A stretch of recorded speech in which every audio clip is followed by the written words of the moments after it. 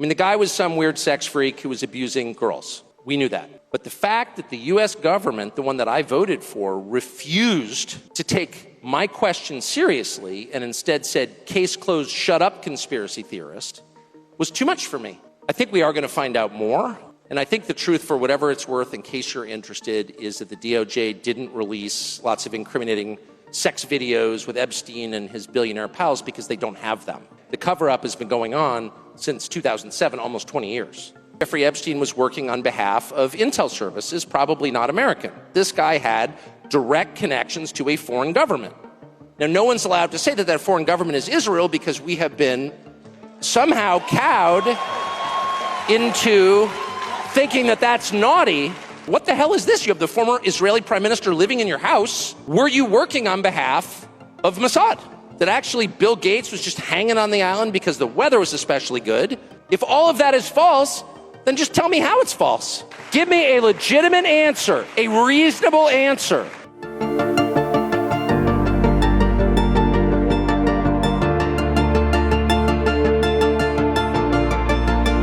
I voted against a million different things that I hated about the last administration.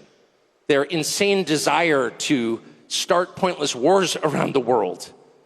Their total unwillingness to protect this country domestically, to protect the people who live here, to protect the territorial integrity of the country, bringing in tens of millions of people illegally, giving them free stuff the second they get here, making a mockery of citizenship. I hated all of that. I hated all of that. But the thing I hated most was their total unwillingness to answer any question about why they were doing what they were doing, because it was just too insulting. And every single time I would just feel like raising the middle finger and screaming obscenities, which is not an adult response, I'll concede, but that's how I felt. And I think that's really at the heart of why the Epstein thing is so distressing. I mean, the guy was some weird sex freak who was abusing girls. We knew that.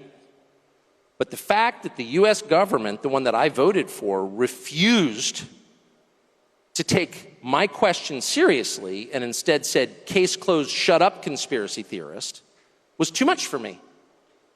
And I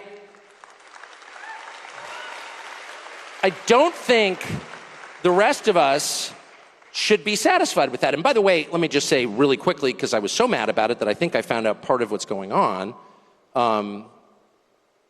I think we are going to find out more. And I think the truth, for whatever it's worth, in case you're interested, is that the DOJ didn't release lots of incriminating sex videos with Epstein and his billionaire pals because they don't have them. They don't have them because when the original search warrant was served 2007, I think, possibly 2006, I think 7, it was basically designed to protect Epstein. The search warrant was written in such a way to make sure that the feds never got their hands on the actually incriminating evidence. It's another way of saying the cover-up has been going on since 2007, almost 20 years. And so the real question is not, was Jeffrey Epstein a weirdo who was abusing girls? Yes, we can answer that. The real question is, why was he doing this, on whose behalf, and where did the money come from? And those are the questions that need to be answered. And I think it's entirely fair to ask them. And it's not adequate to say anyone who asked them is somehow desecrating the memory of little girls who died in Texas. I'm not going to put up with that answer. I don't care who gives that answer. That is not acceptable. And I think the real answer is Jeffrey Epstein was working on behalf of intel services, probably not American. And we have every right to ask, on whose behalf was he working? How does a guy go from being a math teacher at the Dalton School in the late 70s with no college degree to having multiple airplanes, a private island, and the largest residential house in Manhattan? Where did all the money come from? And no one has ever gotten to the bottom of that because no one has ever tried. And moreover, it's extremely obvious to anyone who watches that this guy had direct connections to a foreign government. Now, no one's allowed to say that that foreign government is Israel because we have been somehow cowed into thinking that that's naughty. There is nothing wrong with saying that. There is nothing hateful about saying that. There's nothing anti-Semitic about saying that. There's nothing even anti-Israel about saying that. I've spent my entire life pretty much in Washington, where I knew and loved a number of people, including one very close person who worked at CIA. That has never prohibited me from saying, I think the CIA has done some horrible things, murdered a bunch of people, participated in the murder of a sitting US president. It's got a whole trail of crimes. That doesn't make me a disloyal American. It doesn't make me anti-American in any sense. I was born here. My family's been here for hundreds of years. I love this country. That's why I live here.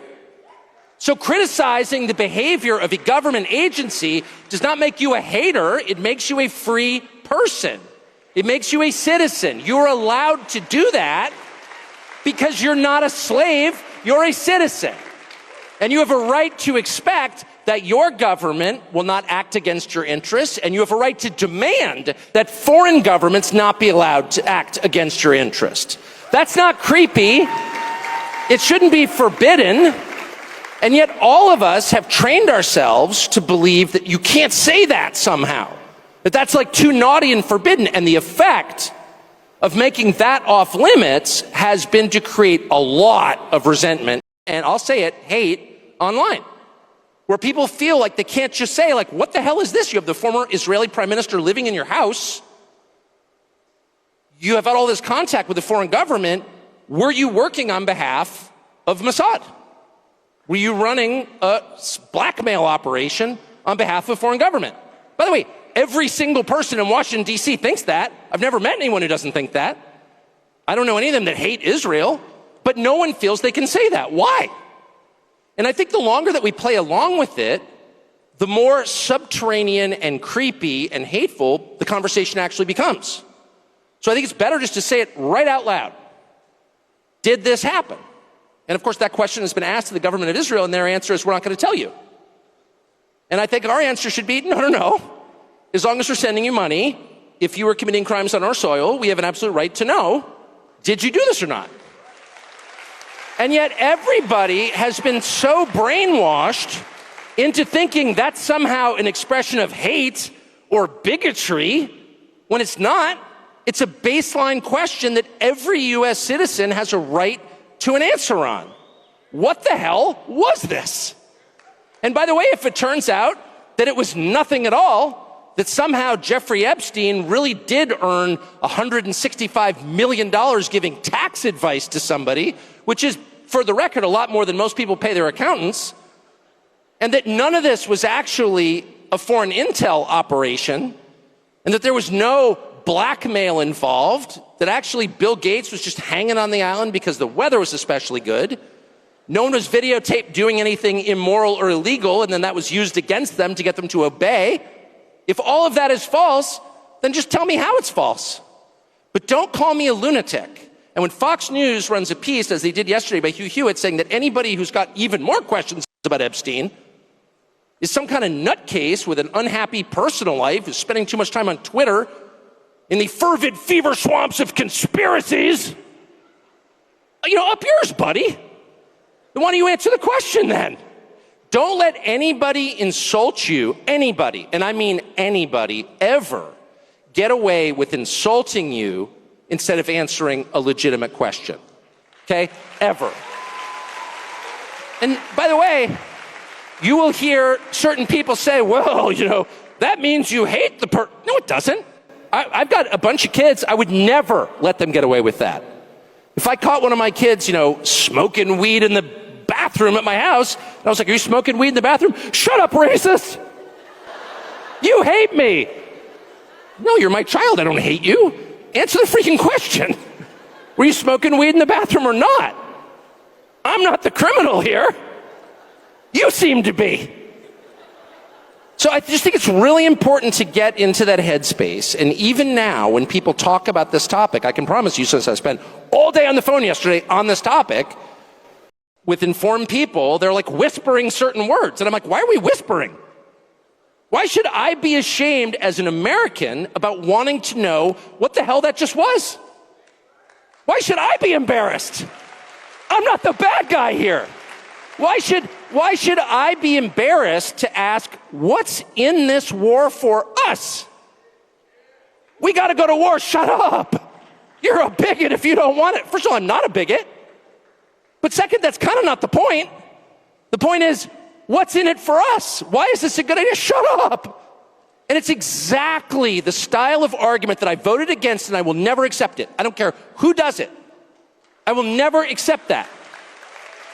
Give me a legitimate answer, a reasonable answer, a sincere answer, a good faith answer. We may disagree.